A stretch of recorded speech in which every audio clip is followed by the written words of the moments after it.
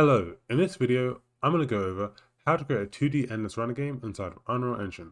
We'll go over how to create a moving background and a moving platform, and how to create obstacles which will randomly spawn.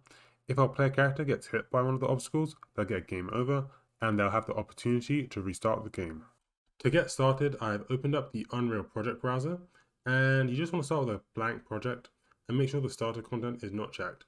And just call this Endless Runner Game. And click create. The next thing you're going to do is download this free Space Runner pack, as this is the asset pack we're going to use when we make our Endless Runner game. I'll leave a link in the description of where you can download it. Once you've downloaded that asset pack, move the astronaut and other sprites folder into your Unreal Engine project folder. And just right click and click Sprite Actions and apply Paper 2D texture settings on everything. Next, create a new folder called Level. And then also in the link of the description, I'm going to have these two assets. Download them if you want to follow along and just drag them into your folder. Just select both of them and go Sprite Actions and apply Paper 2D texture settings when you import them. Okay, with this we're ready to start our Endless Runner game. First thing we want to do is go File and go New Level and just select Basic and click Create. And then create a new folder and just call this Map. And then go Save and save this level into the map folder and just call this Endless Level. The next thing we want to do is head over to our astronaut folder and go over to the astronaut run image and just right click and go Sprite Actions, Extract Sprites, and just select Extract and select all the sprites and just right click and go Create Flipbook. Just call this Astronaut Run. So this is going to be the animation that our astronaut does when it's just moving. The next animation we need is when our astronaut is jumping. So if we just select our jump image, right click again and go Sprite Actions and go Extract Sprites. Then just select one of the jump sprites. So I'm going to select this one and right click and go Create Flipbook and just call this Astronaut Jump. So now that we have the animations for our character, the next thing we're going to do is set up a character that we can possess and play the game as. So to do that, just create a new folder and call that Blueprints. And once we're here, right click and go Blueprint Class and go to All Classes and look for Paper and just select Paper Character. And let's just call this our hero underscore BP. And if we head inside here, we want to go to Sprite, and I'm just going to move my details panel. And under Source Flipbook, we want to select the Astronaut Run Flipbook that we just made.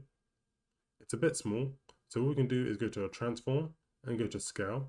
I'm just going to click this little anchor, and I'm going to scale my astronaut up to 2. Because I click this anchor, it will scale him uniformly whenever I change a number here. Next, we just want to select this capsule component. So this basically represents our character's collision, and we just want it to fit around our character.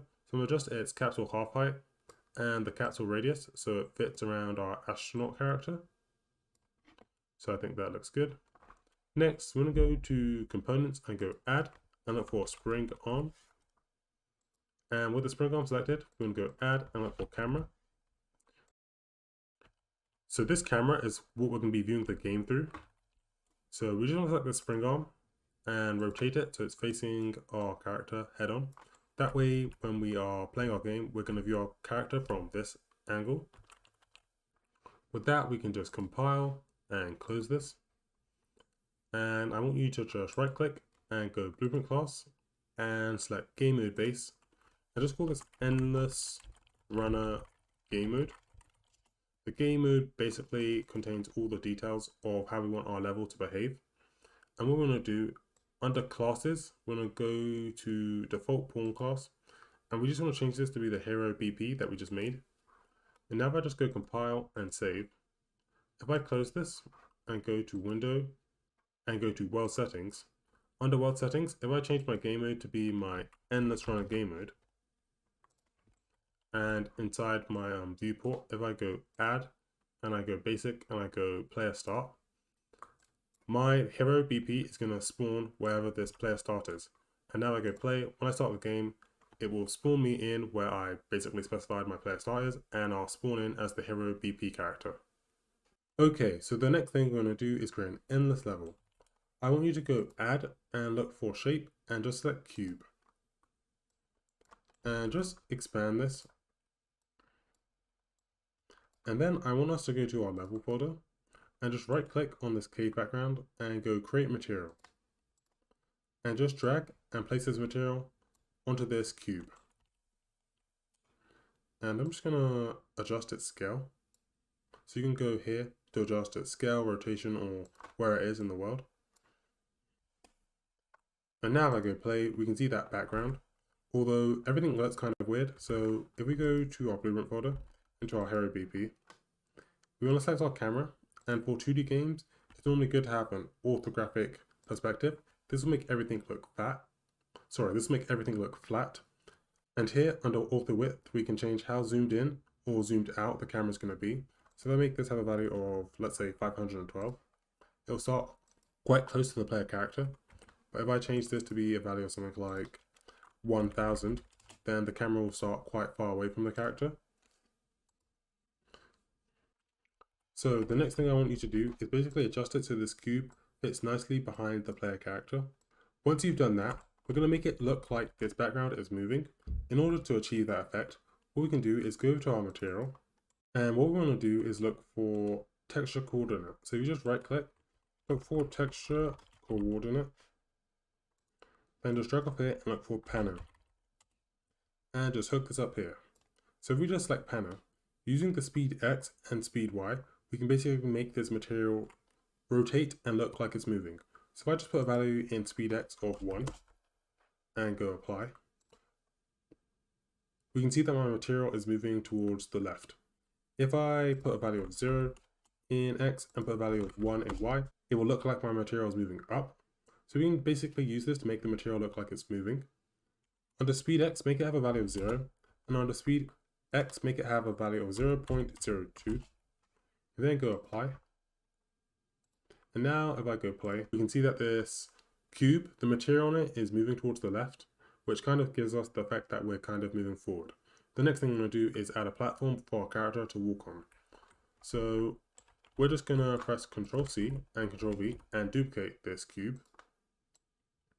Although this time we're going to give it a different material. So we just right click on this ground and go create material and just call this ground mat and just drag this material onto this cube. Now it looks a bit weird. If I just select this ground image, here there are some gaps where I want it to basically be see-through and transparent. That is not happening on this material. In order to fix that, what we can do is head inside here and just select this ground mat, and under blend mode, just select translucent, and we're going to plug from A into opacity, and this will make it have the gaps that it has in the original image. I'm just going to click apply so that applies to my game, and we can see those bits are see-through now. The next thing I'm going to do is also make it look like this material is moving.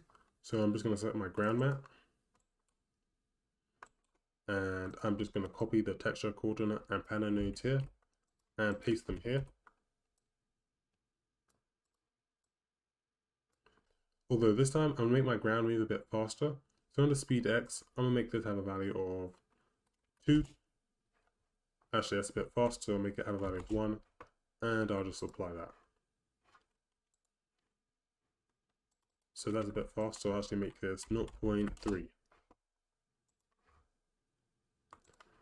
Okay, next I want you to select your player style and go to details and see where its location is in the y-axis. So mine's minus 480. Just select your cube and move it to minus 480 in the y-axis. That way it's in the same axis as the player. And we can just delete this floor and just move this below your character and click play. So now it kind of looks like the player character is moving, even though he's standing very still. So with this, we have created a background and a floor, which basically makes it look like the player character is moving. There's one more thing we need to fix with our player character, and that is the camera. You can currently see when I click play, the lighting kind of becomes very weird. In order to fix that, go over to your character and go over to the camera, and under details, look for brightness and just check min brightness and max brightness. And we just want this to have a value of 1.2.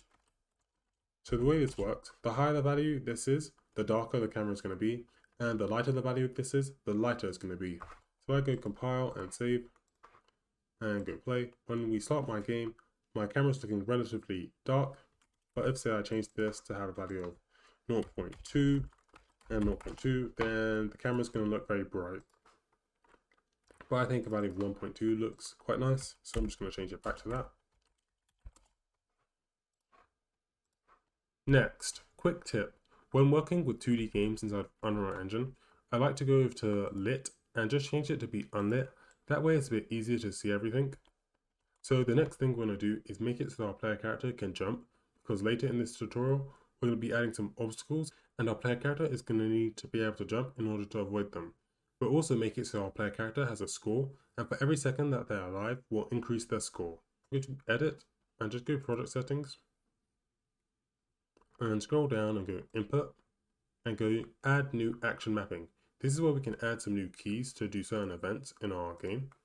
And just call this action mapping jump. And under here, just select the key that you want to perform the jump action. So I'm going to look for spacebar. And I'm just going to add, and also look for the up arrow key. So when I press spacebar or the up arrow key, I will trigger the jump action mapping. We can just close this. And if I go to my hero BP, I can just right click and look for jump. And call the action mapping jump. And whenever I press this, we're going to drag up here and call the jump node. And this will just basically make our character jump and launch up in the air. We just want to drag up here and look for do once. This will basically just force us so that we can only call this node once, because I don't want the player character to be able to spam the jump. And we'll reset this jump do once node once our player character has landed on the ground. So we just right click and look for event landed. Whenever our player character lands on the ground, it will call this node. If you want to control how high the player character can jump, head over to character movement and just look for jump Z velocity. And currently it's set to 420. If I increase this higher, my player character is going to be able to jump higher. If I made this lower, my player character would be able to jump lower. I'm just going to compile, close this, and test this out. So I go play, and I press spacebar, my player character will jump and be launched in the air. So when I jumped, it looked kind of weird. So what I'm going to do is actually, as soon as the game starts, I'm going to detach my camera from my player character. That way when they jump, the camera doesn't move with them.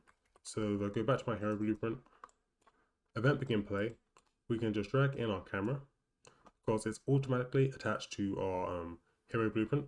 We can just drag play and look for detach from component. And under location rule, select keep world, and for rotation, select keep world, and for scale, select keep world. This will just make it so that when we detach our camera, it doesn't move at all. So now I go compile, save, and go play. So just make sure that will keep world. And now I go compile and save. When I play my game, when I press spacebar, the camera is not going to move with me. And I think that just looks a bit better as well. So the next thing I'm going to do is give our player character a score. Every time or every second that my player character is alive, we're going to increase their score by 1. So to create a score, we're going to create a widget blueprint which will display some visual elements to our game. So I'm just going to right click inside this folder and go user interface, select widget blueprint, and I'm just going to call this score underscore widget blueprint. If we head inside here, under palette, we're going to look for a canvas panel and just drag this into the hierarchy here. And then we're going to look for a horizontal box. This allows us to stack items horizontally inside this box. And we just want to look for some text and drag 2 pieces of text into the horizontal box. The first piece of text, you want it to say score spacebar colon. And the second text, we can just leave this blank.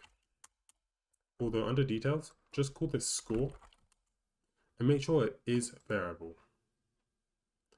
Then we want to go over to our graph. Widget blueprints can have event graphs as well. And we just want to right click and look for add custom event and call this update score. Then under input, just click create new input and call this a score. and just change this variable to be an integer. So an integer is a variable that can hold any whole number. And whenever we call the update score, what we're going to do is get our score text. So you should have made this is variable, and we'll be able to reference it inside of here. And we just want to drag up here and look for set text. And we want to look for the set text brackets text and hook up score into here and this into here. So we're going to make it so that our hero blueprint is going to reference this score widget blueprint. And whenever we update our score, we'll get whatever our score is and make it display here on our score widget blueprint. So to connect this to our hero blueprint, if we head back inside our hero blueprint character and event we can play after we detach our camera, we just want to drag up here and look for create widget.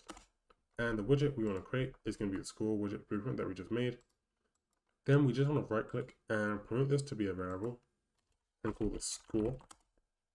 And then we want to drag up here and add this to our viewport. This will add the widget blueprint to our viewport. So if I go compile and play, we should see score in the top left corner of our game.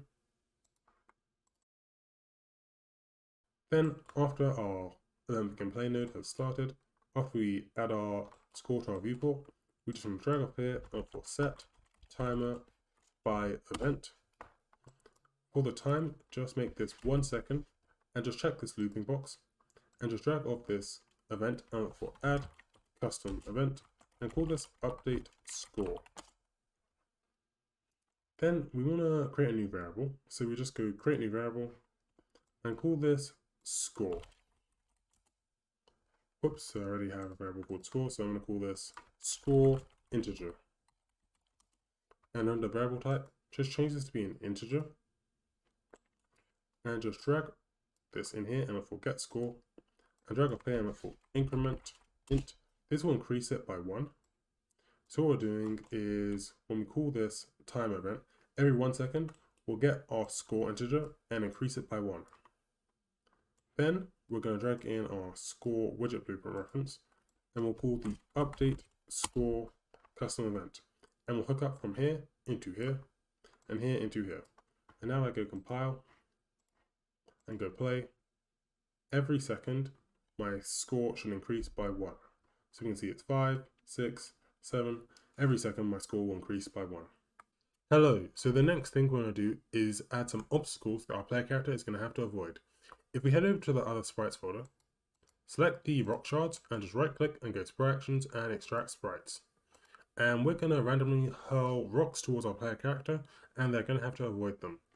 If we go back to the blueprint folder, just right click and select blueprint class, select actor and just call this rock underscore BP. Then if we head inside here, under components, let's go add and look for sprite. And for this sprite, just select one of the rock sprites that we just made. So I'm going to select this rock sprite 3. And with scale just checked, I'm going to make it a bit bigger. So I'll make it 3.5. And then if we go components, I want us to look for rotating movement. And if I just go simulate, we can see that my sprite is going to start rotating. Just pause the simulation. And if we go back to our rotating movement, here under details on the rotating component, we can change the axis that it rotates in. We want to make it rotate negatively in the y-axis. So under Z, I'm going to make this 0. And under Y, I'm going to make this minus 90. And now if I go simulate, it will make it look like my rock is rotating. The next thing we're going to do is go add and look for projectile movement. With projectile movement selected, under details, look for gravity and just change this to be 0. This will make it so our projectile is not affected by gravity. The next thing we want to do is go to initial and max speed and put values of 900. This will control the speed of our projectile. And then finally, you want to go add and look for a sphere collision. And you just make sure that the sphere collision fits around your rock. So next, we're going to make it so that when our player character gets hit by this rock, they get a game over. So if we just close this, we're going to create another widget blueprint, which is going to be displayed on the screen when my player character gets a game over. So we can actually just press Ctrl C here and Control V here to duplicate this, and just rename this Game Over Widget Blueprint. And if we head inside here, we can just delete this horizontal box, and in the palette we're going to look for a button, and we just want to expand it and just anchor this to the middle of the screen, and then drag in some text and just make this say retry. And I'm also just going to go here under font and increase its size, and I'll just reduce the size of my button a bit. Next, in order to let the player know that they've got game over, I'm just going to drag in some text, anchor it to the top, and I'll just make this say game over. And I'm also just going to increase the size of it to something like 90, so it's a bit big. We can also just head over to the graph and delete everything here as we don't need it, and just go compile.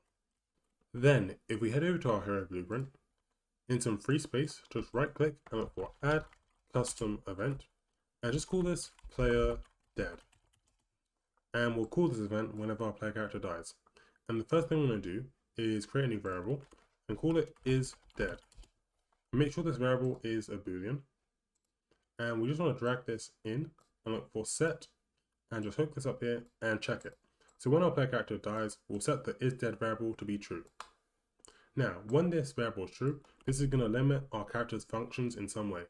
So first of all, if we go over to input action jump, we're only going to allow our player character to jump if they're not dead.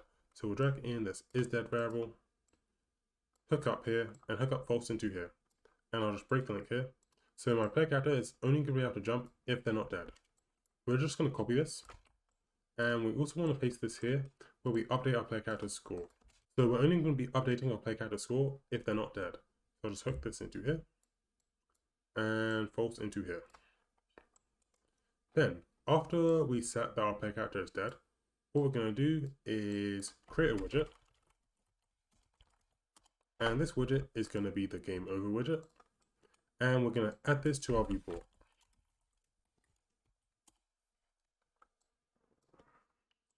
Then we're going to have a small delay, and then we're going to set the game to be paused. So we'll drag up here and I'll set game paused and just leave this checked. I'm just going to quickly comment all the nodes that I've made. I'm just going to delete this, and I'm just going to select all these nodes here, press C and call this when player dies. I'm going to comment all these nodes and call this handle jumping, and I'm just going to comment all these nodes and call this event begin play events, just so it's a bit more organized. So the next thing we're going to do is make it so that our rocks will randomly start spawning towards our player character. So I'm going to create a new blueprint, and I'm going to call this rock spawner underscore BP. And if we head inside here, under components, I'm going to add a cube. And for this cube, under details, just look for hidden in game. And just check hidden in game. The reason why I'm just adding this cube is so that I know where I place this actor when I place it in my level. The next thing we're going to do is go add and look for a scene. And we want the scene to be in the middle of the cube. One thing with our cube, under the details, just make sure that it has no collision. Then we're going to head over to the event graph, and event begin play. We're going to drag up here and look for set timer by event, and we just want to check this looping box, and we just want to drag off this event and look for add custom event and call this spawn random rock. Under the time, we just want to right click and look for random float in range, and we want this minimum value to be 0.5 and the max value to be 2.5. So our timer is going to work within these random values. So once every 0.5 or 2.5 seconds, what we're going to do is spawn a rock. So we just want to drag up here and look for switch on integer and add 3 pins. Under the switch, we just want to right click and look for random integer in range. We want this range to be from 0 to 2. If our random integer is ever a value of 0 or 1, we're going to spawn a rock. If it's ever a value of 2, we're going to do nothing. Because sometimes I don't want to always spawn a rock. So to spawn a rock actor, we're going to drag up here. And for spawn actor from class. The actor we're going to spawn is going to be the rock underscore BP. Where we're going to spawn it, we want to drag in our